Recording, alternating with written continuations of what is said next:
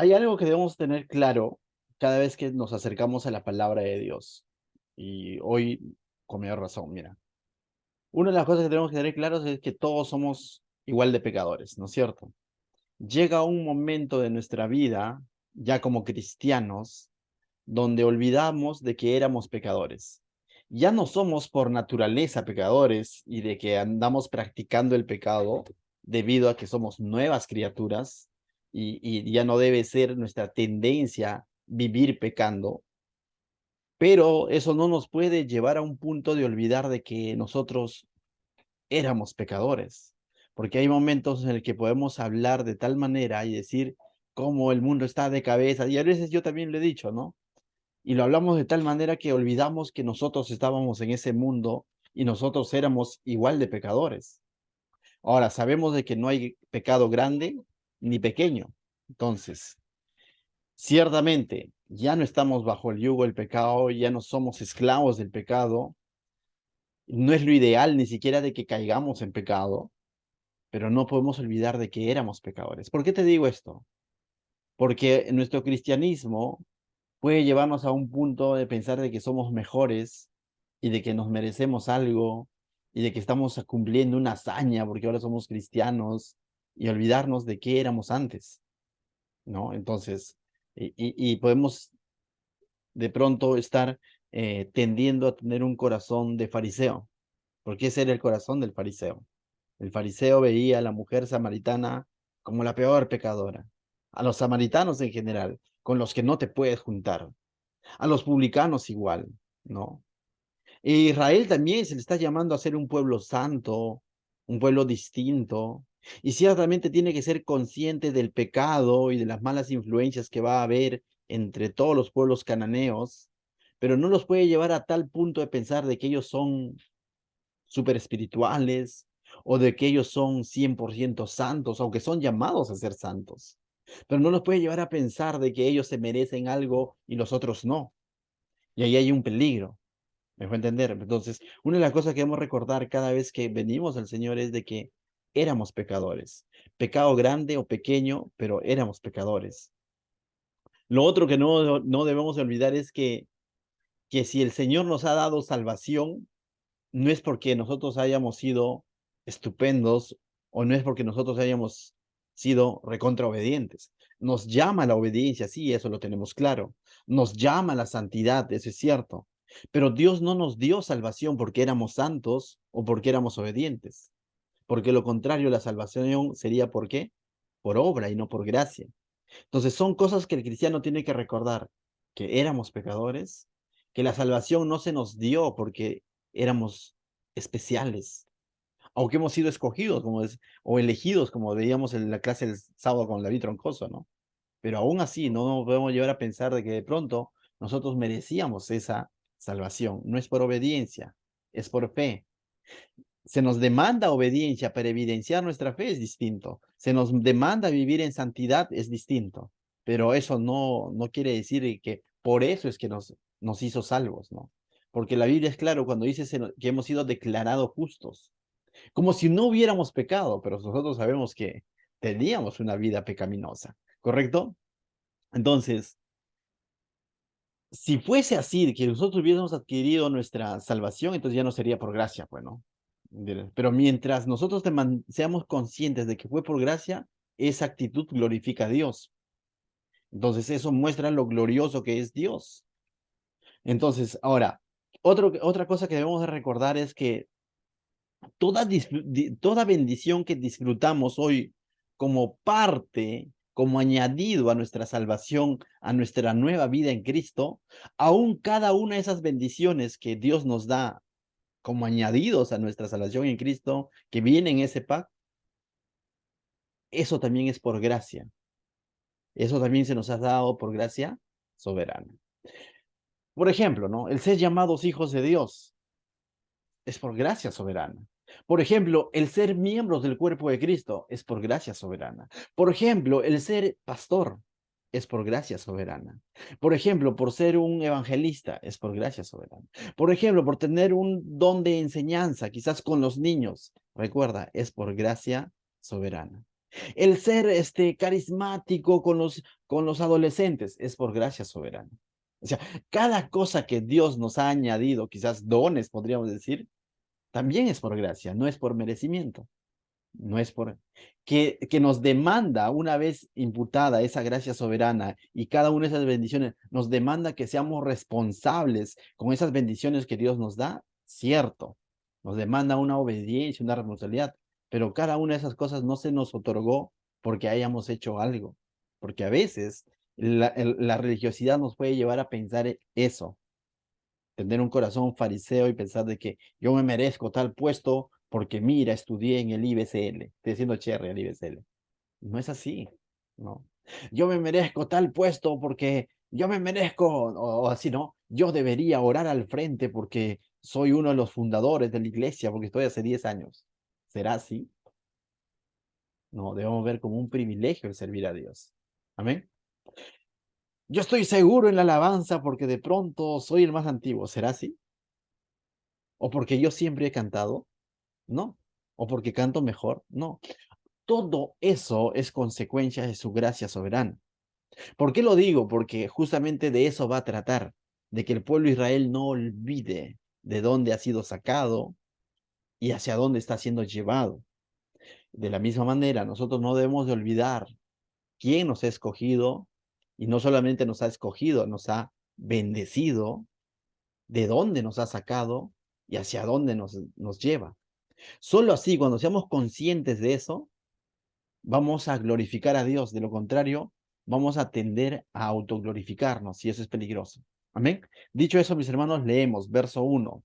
Les va, del 1 al 6, les va a exhortar a que tengan en cuenta la batalla que ellos tienen por delante. Tenían batallas por delante. Van a ingresar a la tierra prometida y hay batallas por delante. Hay batallas que ellos van a tener eh, que ser responsables y obedientes a Dios y dejarse llevar por Dios.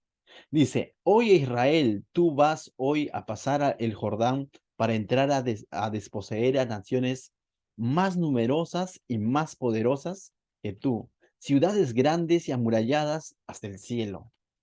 Dios de cajón les está diciendo que estas naciones, primero, en número son más, en poder también. En el libro de Éxodo vemos una descripción, ¿no? Cuando van los espías y los ven, dice que eran altotes, ¿no? Habían jugado básquet, natación, pero habían crecido. Y ellos, al lado de ellos físicamente se veían chaparritos, ¿no? O sea, eran, físicamente eran mucho más fuertes. Pero acá también nos dice de que numéricamente también eran mucho más poderosos. Y eran ciudades grandes y amuralladas hasta el cielo. Es un decir, de manera figurativa, de que sus murallas eran impenetrables, por así decirlo, viéndolo desde el punto de vista bélico. Entonces, Dios, entonces uno diría, pero ¿para qué Dios les dice eso, no? ¿O para qué Moisés les dice eso? Porque como que los puede desanimar y desalentar. Pero Dios no les está diciendo esto para desanimarlos. No les está diciendo eso para que se desanimen. Dios al contrario los está desafiando a que ellos dependan de Dios. Porque mira lo que dice el verso 2. Un pueblo grande y alto, dice. Hijos de Anaseos. ¿Quién era Anaseos? De Anac, ¿no? Los hijos de Anac eran, dice, gigantes. De los cuales tienes tu conocimiento, le dice. Es decir, o sea, Israel sabía quiénes eran los hijos de Anac o los descendientes de Anac. Israel, no solo Israel, todos estos pueblos vecinos conocían la historia de los hijos de Anac. Sabían quiénes eran, cuál era su contextura, dice. De los cuales tú tienes conocimiento y has oído decir, ¿quién se sostendrá delante de los hijos de Anak? Era un decir, ¿no? Como que los invencibles, ¿quién podrá vencerlos, no? O sea, ¿quién podrá sobrevivir cuando de pronto entre en batalla con los hijos de Anak? Entonces era un renombre que había ganado estos pueblos, ¿no? Entonces, Dios les está describiendo y les está recordando las ciudades contra las que ellos van a pelear y les está diciendo que son poderosos y que son grandes y que son numerosos. Entonces, pero sin embargo, Dios les está diciendo que ellos van a ingresar a batalla con ellos. Eh, La pregunta es, no sé si ustedes vieron una película hace años, había una película La Tierra Gigante, si no me equivoco, trataba sobre un fútbol americano, ¿no? Bueno, los de mi promo deben haber visto, película cristiana, ¿no? Tierra de Gigantes. Si no lo has visto, búscalo, es muy buena película, ¿ya? Entonces, Tierra de Gigantes. Es del mismo productor de A Prueba de Fuego, de Reto de Valientes, eso es buena producción. Entonces, ahí hay una frase que se va a acuñar cada vez que el coach, para animar a los chicos que iban a jugar, les decía, ¿habrá algo imposible para Dios? Y lo mismo nos dice el Señor a nosotros. Y yo creo que lo mismo les diría también al pueblo de Israel, ¿no? En tiempos modernos. Ciertamente son grandes, ciertamente son numerosos, son poderosos, tienen renombre, pero ¿habrá algo imposible para Dios? Humanamente era imposible penetrar esas ciudades, más todavía teniendo a Israel 40 años en el desierto, no están preparados en el sentido militar, los otros pueblos son más numerosos. Entonces, lo que le está mostrando de que esa hazaña que se va a realizar era algo imposible humanamente, pero no imposible, imposible para Israel, imposible para el hombre, pero no imposible para Dios. Entonces, aterrizando un poco estas ideas, mis hermanos, porque tenemos que llevarlo a un punto de aplicación. Nosotros, ahora como cristianos, ¿seguiremos teniendo retos? Sí, como cristianos seguimos teniendo retos. Se nos siguen presentando situaciones en las que humanamente nos vemos cortos de superar o resolver. Se nos presentan situaciones en el trabajo, en la economía, en la que decimos, ¿y ahora qué hago, no? Que de pronto rompe nuestro presupuesto, rompe nuestros planes, y de pronto decimos, ¿y ahora cómo lo hago? Se nos presenta una enfermedad quizás, o problemas familiares quizás, en los que humanamente, sin Cristo diríamos, ya fui. O voy a tomar atajos en el que voy a involucrar mi lealtad a Dios y lo voy a vender simplemente y de pronto voy a salir de la situación, pero no es la idea, ¿no? Y ahí es donde tiene que venir la pregunta a nosotros y decirnos, ¿habrá algo imposible para Dios? Cierto, Dios te diría, cierto, ese problema es real, ese despido del trabajo es real, ¿me entiendes? O sea, esa enfermedad es real, pero recuerda, ¿habrá algo imposible para Dios? No, pero con Dios todo es posible. Amén. Verso 3 dice, entiende pues hoy que es Jehová tu Dios el que pasa delante de ti como fuego consumidor. Y ahí está la respuesta. O sea, lo otro es real, pero mucho más real que eso, si se quiere decir, es que Dios es poderoso y que va a ir delante del pueblo. El enemigo es real, pero el poder de Dios es mucho más real y mucho más poderoso. Dice que los destruirá y humillará de delante de ti, y tú los echarás y los destruirás enseguida, como Jehová te ha dicho. Mucho más real es lo que Dios dijo. Mejor, ¿me va a entender? Mucho más, lo que más debe calar en nuestra mente, en nuestro corazón, es lo que Dios nos ha prometido en su palabra, de que en Cristo hay victoria, de que en Cristo es posible. O como Pablo decía, las circunstancias pueden ser difíciles, pero todo lo puedo en Cristo que me fortalece. Es decir, que el Señor no me va a dejar desamparado. Es decir, no sé, Isaías 41:10 viene a mi mente, ¿no? No temas porque yo estoy contigo. No desmayes porque yo soy tu Dios. Siempre te sustentaré, siempre te sostendré con la diestra de mi justicia. En momentos difíciles en las que veas que humanamente no hay salida, enfermedad, economía, familia, trabajo. En los momentos en el que tus fuerzas no dan más, recuerda esas promesas del Señor, que Él está contigo, que Él es tu Dios, que en Él todo es posible, de que no hay nada imposible para Dios. Y básicamente lo que Dios les está recordando aquí al pueblo es eso, que ellos sean conscientes que humanamente no van a poder, pero Dios está de su lado y Dios va a ir delante de ellos porque Él lo ha dicho. ¿Me dejo entender? Porque Él lo ha dicho. Ahora, tú dices, ya, bien, pastor, eso suena bien y chévere, y va a suceder si tú lo crees y va a ser así. Pero hay un peligro cuando ya pasamos la prueba. Hay un peligro cuando ya conseguimos, de alguna manera, resolver ese asunto. Hay un peligro. ¿Sabe cuál es el peligro? Pensar que nosotros fuimos los que hicimos lo que sucedió. No sé, me estoy enredando con mis palabras. Pero pensar que nosotros hemos sido los autores de esa hazaña, si se quiere llamar. Y ese es un peligro, porque eso se llama orgullo. Verso 4 dice, no pienses en tu corazón cuando Jehová tu Dios los haya echado de delante de ti, diciendo, por mi justicia me ha traído Jehová a poseer esta tierra. Pues por mi impiedad, por la impiedad de estas naciones, Jehová las arrojará de delante de ti, dice. Es decir, les dice, no pienses en tu corazón. Y cuando dice no pienses en tu corazón, ni siquiera le está diciendo no digas, porque el decir ya es una consecuencia de lo que he pensado, ¿no?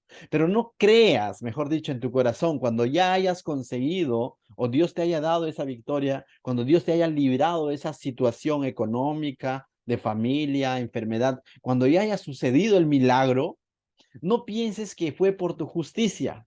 ¿Y te acuerdas que al inicio di ciertas ideas y decía, a veces pensamos que es por nuestra obediencia, a veces pensamos que es por lo bueno que somos. No, o sea, no es por eso.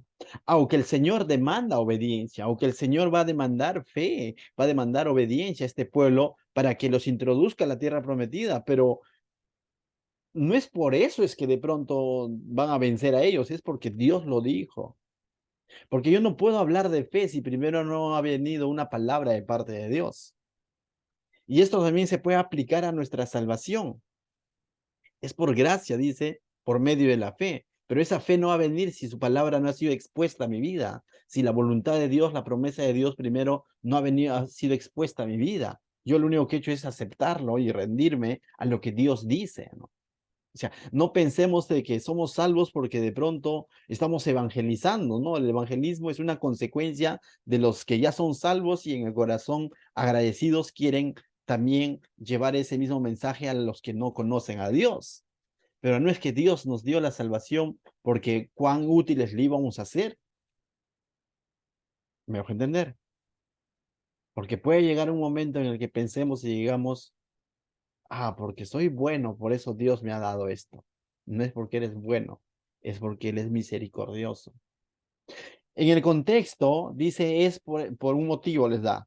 Dice, pues por la impiedad de estas naciones Jehová las arrojará delante de ti. Lo que le está diciendo, bueno, Dios está haciendo juicio con estas naciones, ¿correcto? Y como parte de ese juicio te está usando.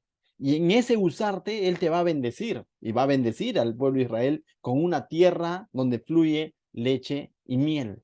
Pero no es por la justicia del pueblo, no es porque el pueblo era santo, no es porque el pueblo era especial, aunque era especial para Dios.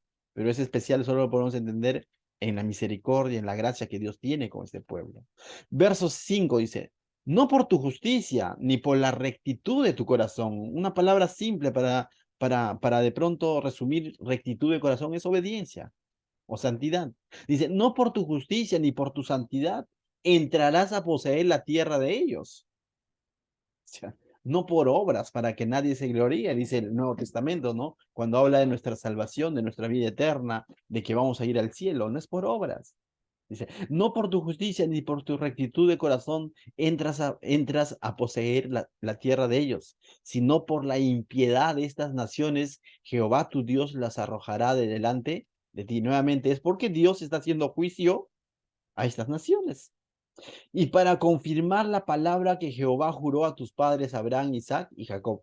Dos motivos por el cual Dios les iba a dar la victoria. ¿Porque ellos eran buenos? No. ¿Porque ellos eran justos? No. ¿Por qué? Porque Dios está trayendo juicio a esos pueblos, porque Dios está castigando, si quieres decirlo, está trayendo juicio a esos pueblos. Y segundo, porque Dios está cumpliendo su promesa. ¿Con quién? ¿Con ellos, con los 2 millones de personas que estaban ahí dando vueltas? No. Dios está cumpliendo su promesa, que por cierto también fue hecha en gracia, en su soberana gracia, a Abraham, Isaac y Jacob. Y no es que también en ellos había algo especial, sino que Dios, en su gracia soberana, prometió a Abraham, prometió a Isaac, prometió a Jacob, que les daría una tierra a su descendencia. Y ahora Dios está cumpliendo. Por eso que cuando decimos que Dios es fiel, básicamente lo que se entiende es de que Dios es fiel a lo que Él dijo. No es que Dios sea fiel a nosotros, porque a veces decimos, no, Sí, Dios es fiel conmigo. Y pienso que Dios está siendo fiel a mí, ¿no? Si yo soy infiel, Dios está siendo fiel a lo que Él ha prometido en su palabra. ¿Me dejo entender? Y Dios es fiel a eso. Y en ese sentido está siendo fiel con este pueblo por lo que Él dijo a los patriarcas. Verso 6 dice, por tanto, sabe que no es por tanto, sabe que no es por tu justicia que Jehová tu Dios te da esta buena tierra para tomarla, porque pueblo duro de cerviz eres tú. Y con esto sí, Moisés ha tocado, como dice, la llaga, ¿no? ¿Por qué?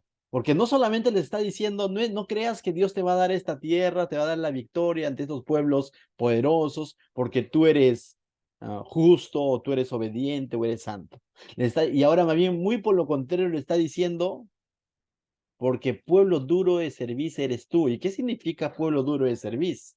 Pueblo duro de cerviz básicamente denota rebelde, orgulloso, soberbio, terco, testarudo, eres tú. Pueblo que no se quiere doblegar a Dios. Aquel entonces llamaban duro de cerviz a aquellos animales que no se dejaban poner el yugo. Al animal que se deja poner el yugo, agacha la cerviz, la cabeza que decimos nosotros. ¿Y para qué le ponen el yugo? Para que sean útiles al amo, ¿no es cierto? Y entonces un animal que era duro de cerviz es el que no se dejaba domar, se quiere decir, el que no se dejaba poner el yugo, porque simplemente no quería ser útil, no quería obedecer a su amo, era rebelde. Ese era un duro de cerviz. Y le está diciendo, pueblo duro de cerviz, no te dejas usar por Dios, no te sometes a Dios, no te rindes ante su señorío. Ese eres tú.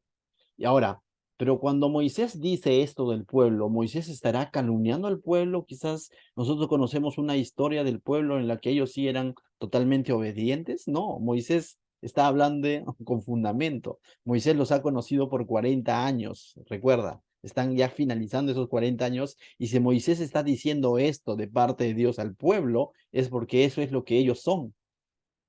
Moisés no está haciendo una acusación, se quiere decir, sin fundamento, o basándose solo en la omnisciencia de Dios, diciendo, no, porque en el futuro lo van a hacer, aunque va a ser cierto, en el futuro ellos van a ser pueblo duro de servicio, comenzando desde los reyes hasta el pueblo.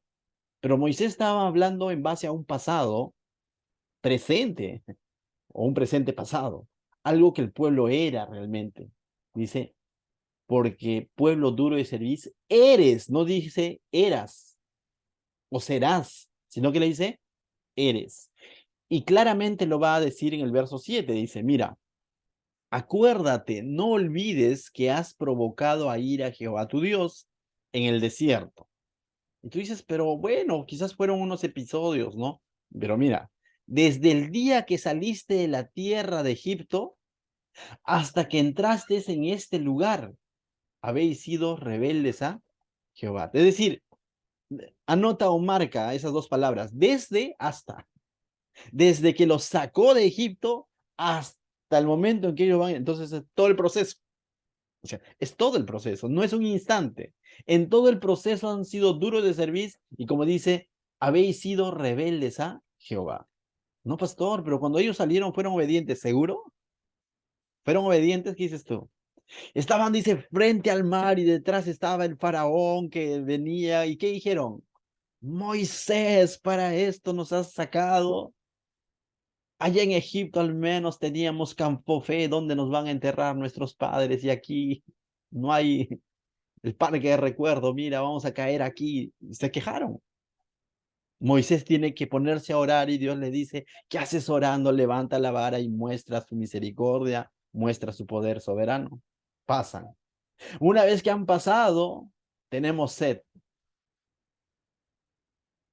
Más adelante tenemos hambre. Más adelante les dan maná, pan débil. Ya nos cansamos de maná, queremos carne. Le dan carne y así, año tras año.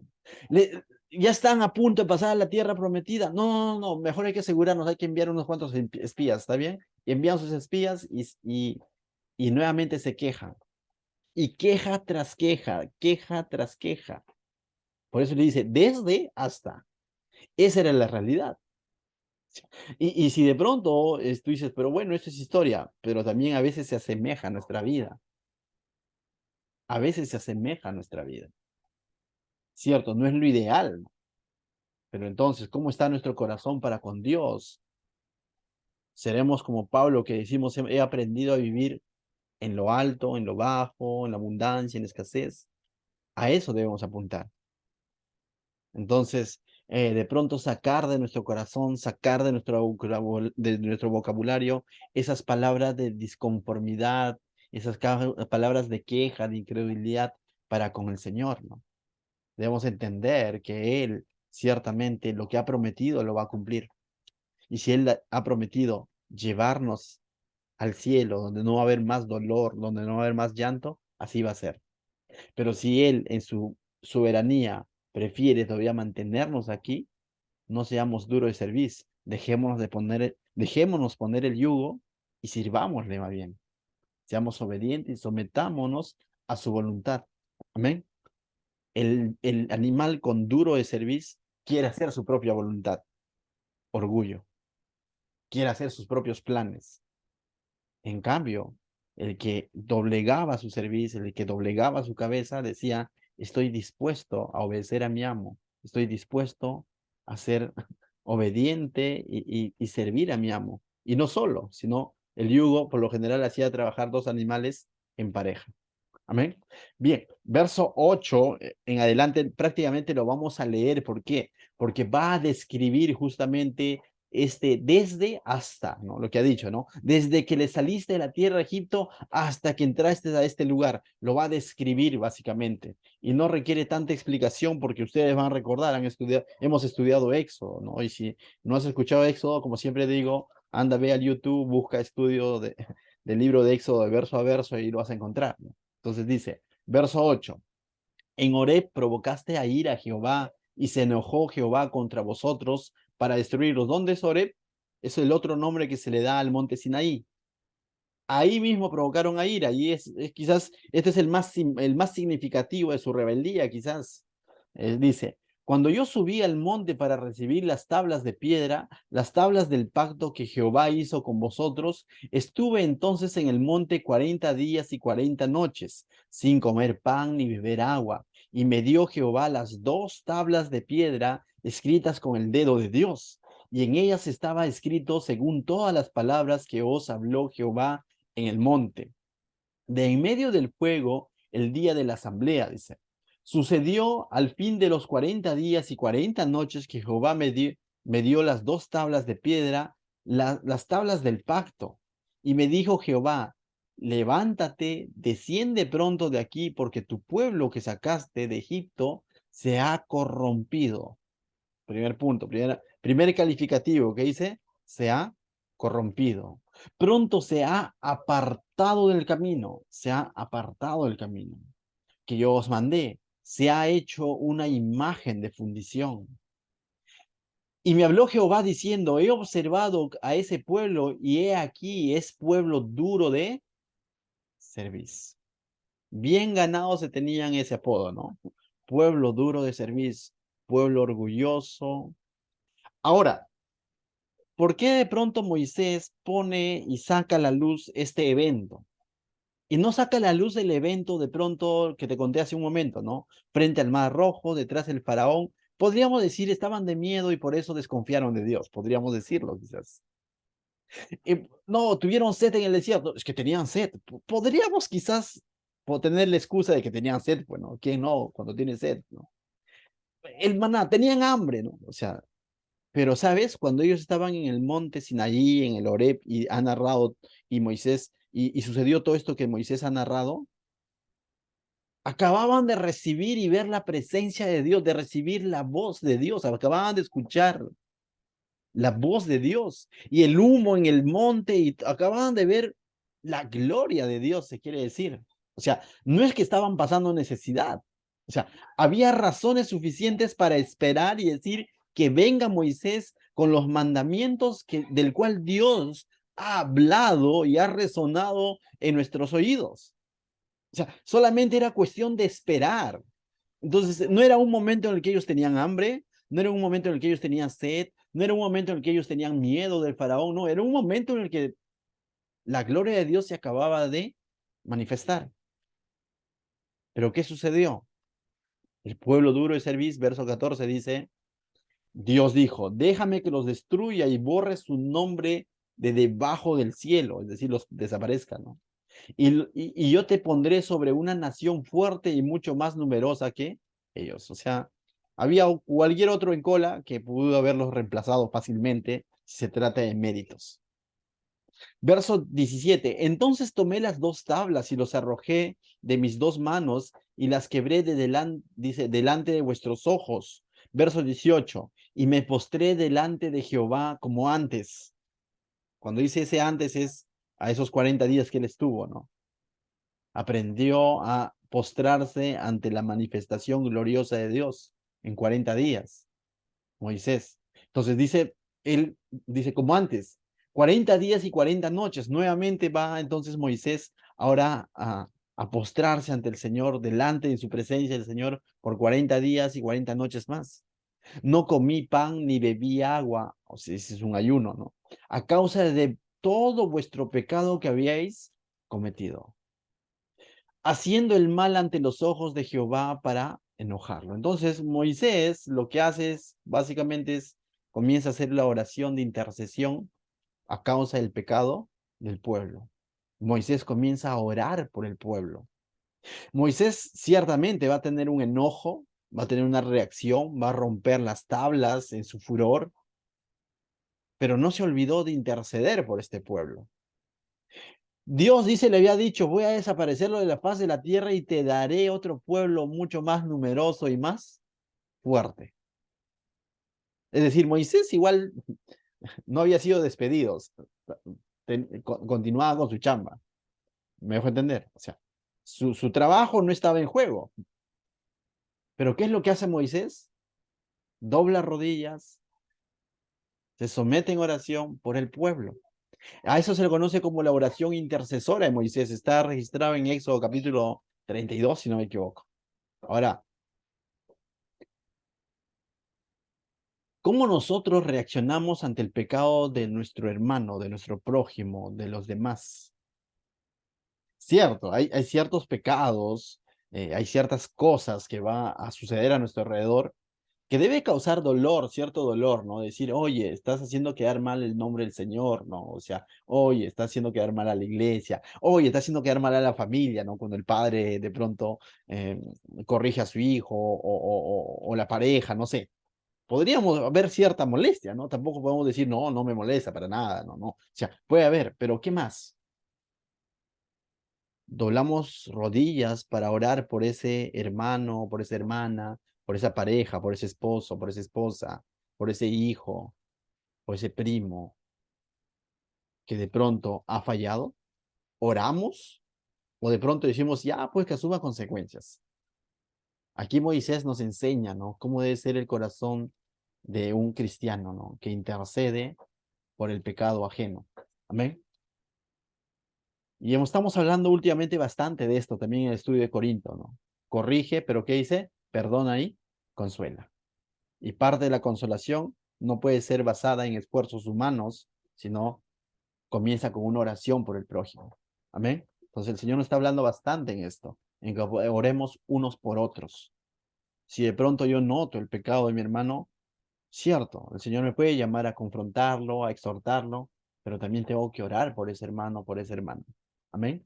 Verso 19 dice, porque temía a causa del furor de la ira con que Jehová estaba enojado contra ustedes para destruirlos, pero Jehová me escuchó aún esta vez. Jehová, Dios, finalmente escuchó la oración de Moisés. Este pasaje nos muestra dos cosas, ¿no? Que la oración, Dios escucha las oraciones de intercesión. No es que Dios sea manipulada, pero los escucha. Y es más, espera que ores por alguien más. que intercedas por alguien más. Segundo, también nos muestra el corazón intercesor de Moisés.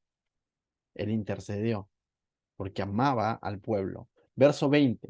Contra Aarón también se enojó. ¿Cómo no? Pues no, si fue uno de los que quedó a cargo, se quiere decir, ¿se acuerdan? O sea, que es como que el líder, el hermano de Moisés, ¿no? Porque eran los dos los que de alguna manera fueron ante Faraón, sacaron al pueblo. Aarón era un líder. Y ante Aarón es que trajeron sus joyas y todo lo demás.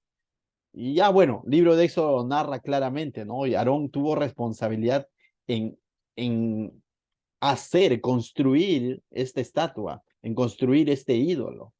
Entonces dice, contra Aarón también se enojó Jehová en gran manera para destruirlo. Y también oré por Aarón en aquel entonces. Entonces vemos que Moisés no hace acepción de personas, ora por todos, incluso por Aarón. Bueno, es su hermano, pero ha fallado. Y Moisés ora por Aarón. Verso 21. Y tomé el objeto de vuestro pecado, y esto es interesante, y tomé el objeto de vuestro pecado, o sea, lo que representaba el pecado en sí del pueblo de Israel, ese objeto, dice, lo tomó el becerro que habías hecho y lo quemé en el fuego y lo desmenucé moliéndolo muy bien hasta que fue reducido a polvo y eché el polvo de él en el arroyo que descendía del monte. En el libro de Éxodo dice que los hizo tomar. Le echó el polvo al agua y los hizo tomar. Entonces, vemos también en Moisés de que ciertamente está orando por el pueblo, está intercediendo por el pueblo, pero también está tomando acciones para cortar esa idolatría. Primero nos muestra cómo es que un objeto puede ser destruido, porque era un ídolo que no tiene ojos pero no ve, tiene bocas pero no habla. Y está mostrando al pueblo que es un objeto que puede ser destruido fácilmente y por completo. Pero al mismo tiempo también en el libro de Éxodo registra que los hace tomar para que ellos de alguna manera, por así decirlo, prueben, ¿no? Por así decirlo, las consecuencias inmediatas de su pecado, ¿no? Es como una especie de castigo, se quiere decir. Entonces vemos aquí en Moisés que no solo intercedió, también corrigió. Y para corregir se necesita a veces firmeza, y lo hizo con firmeza. Ejemplo claro para los que somos de pronto siervos del Señor, para los que son padres de familia, los que de alguna manera ejercen autoridad en un grupo de familia o de creyentes. Ejemplo, es orar por el caído, sí, pero también Dios nos llama a corregir con firmeza ciertas cosas. No, Moisés no pudo solamente orar y decir, bueno, ya ustedes vean qué hacen con el burrito, ¿no? O con el burrito, digo, con el becerro. No, o sea, definitivamente toma acciones claras, ¿bien? Y esas acciones para instruir al pueblo que ese ídolo es nada.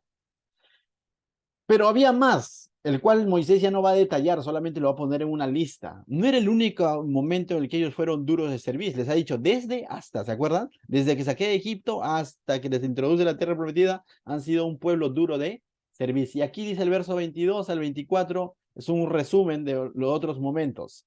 También en Tabera, en Masaj, en Kidbrot Hataba, provocáis esa ira, Jehová. Libro de Éxodo nuevamente. Cuando Jehová os envió desde Cades, Barnea, diciendo, subid y poseed la tierra que yo he dado, también fuisteis rebeldes al mandato de Jehová vuestro Dios, y no le creísteis ni obedecisteis a su voz, incredulidad. Dice, rebeldes habéis sido a Jehová desde el día que yo os conozco. Y con esto lo resume todo, ¿no? ¿Desde cuándo Moisés conoce a este pueblo? Desde que Dios lo llama en Éxodo 3 y le dice, ve. Y Moisés había estado 40 años en el desierto pastoreando las ovejas de Jetro, ¿no? Entonces Dios lo llama y lo manda cuando él tenía 40 años, ¿no?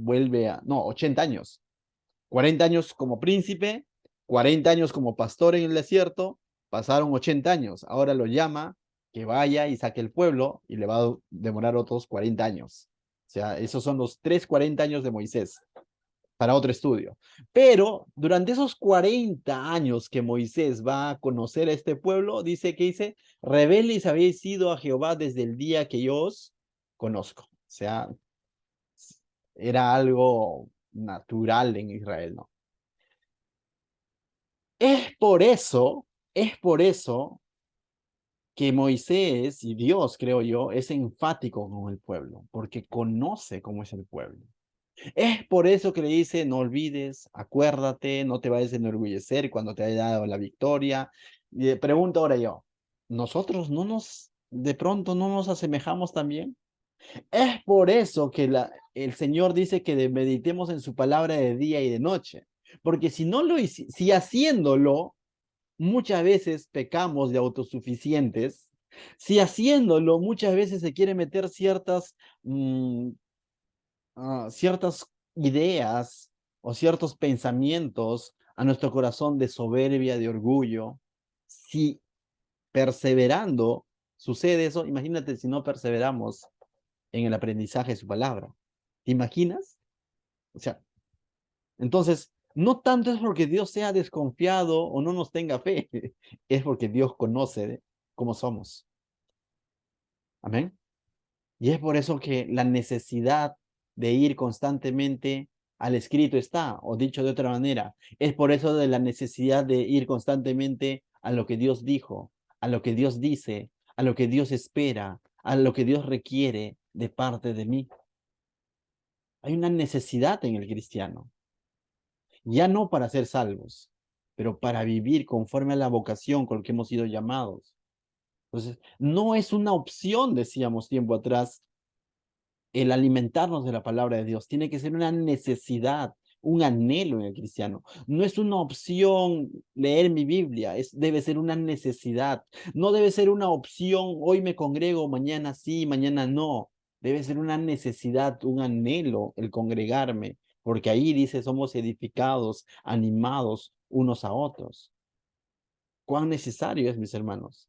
Y yo felicito que estés perseverando en estos estudios de Deuteronomio, porque el escuchar el nombre nada más, Levíticos, Deuteronomios, Números, como que de pronto, creo, sea sincero, pues cuando comenzamos en el cristianismo, como que eran libros que lo pasábamos, ¿no? Porque dice tantos nombres, tantas fiestas, pero felicito que hoy en día juntamente hayamos descubierto que estos libros de la Biblia son de suma importancia para nuestra vida, porque el Señor también nos habla y nos muestra cómo somos y qué es lo que debemos de hacer, cómo es que debemos depender de Él cuando estudiamos estos libros de la Biblia. Amén. Verso 25 dice, me postré pues delante de Jehová, después de haber dado toda esa lista, nuevamente retoma Moisés, ¿no? Después de haber hecho ese paréntesis de toda la lista por así decirlo, del que ellos han sido rebeldes, ahora dice, vuelve a retomar su postrar, dice, me postré pues delante de Jehová 40 días y 40 noches,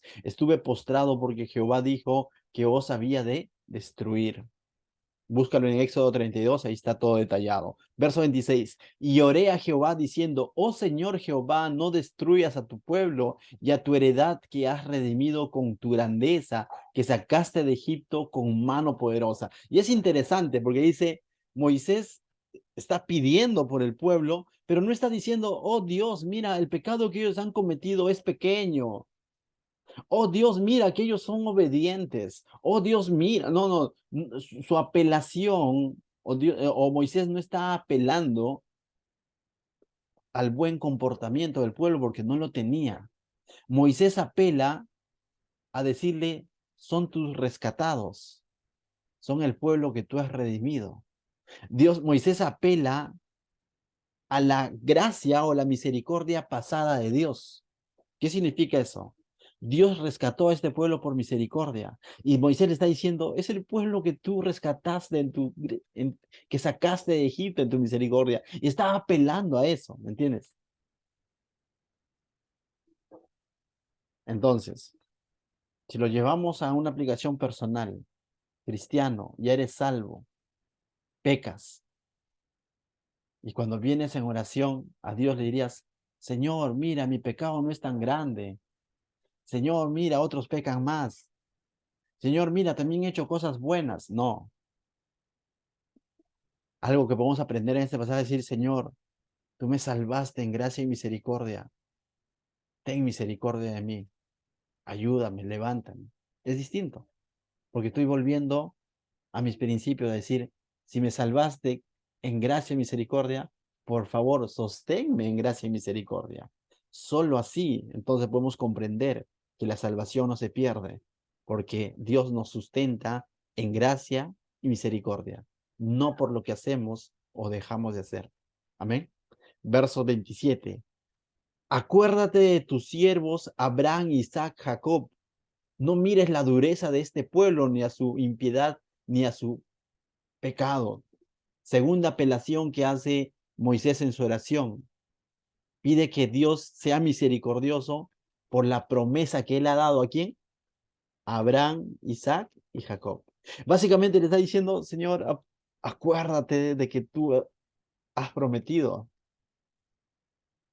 Y es más, esa promesa también ha sido hecha en gracia. Cuando, cristiano, cuando caes en pecado, ora y dile, Señor, ten misericordia de mí. Tú me has prometido en Cristo salvación. Ayúdame, levántame. En el nombre de Jesús. Amén. O sea, y ve, recurre a la promesa que ha sido hecha en Cristo. Pero jamás digas, bueno, Señor, mi pecado es chiquito, otros pecan más, ¿no? O sea, sería absurdo. Verso 27, no, 28, ¿no? Dice, no sea que digan los de la tierra de donde nos sacaste, por cuanto no pudo Jehová introducirlos en la tierra que les había prometido, o porque los aborrecía, los sacó para matarlos en el desierto. Entonces ahora Moisés ya va y le dice a Dios, ¿no? Señor, mira, tu reputación está en juego, de alguna manera le dice, ¿no? ¿Qué van a decir, no?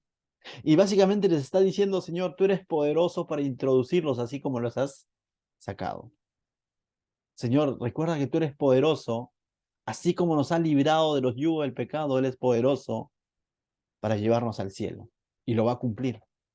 Pero te das cuenta, las apelaciones de Moisés no tienen nada que ver con, con el pueblo, con ningún mérito que el pueblo haya cometido, haya logrado, o tampoco está minimizando el pecado del pueblo.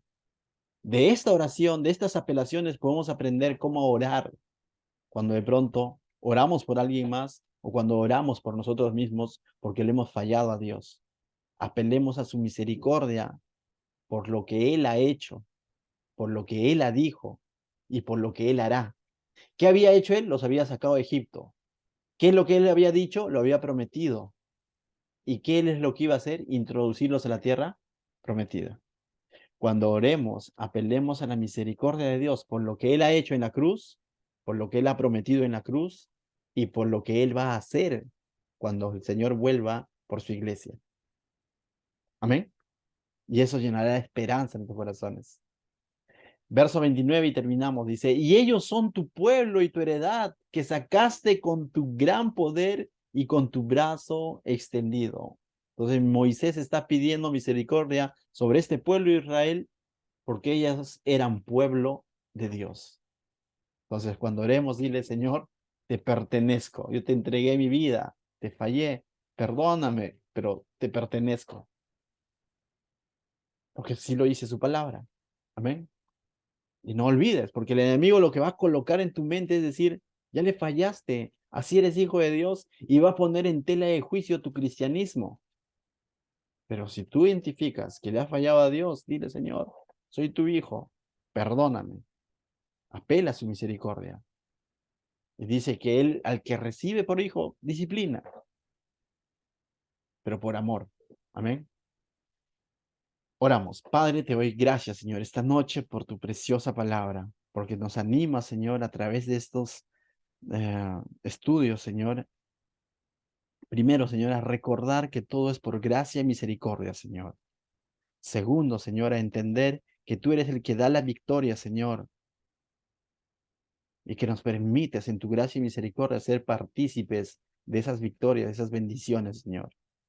Cuida nuestro corazón, Señor, de todo orgullo y de toda autosuficiencia, Señor, que nos desvíe del propósito de glorificarte, Señor, y de pronto nos veamos glorificándonos a nosotros mismos, Señor.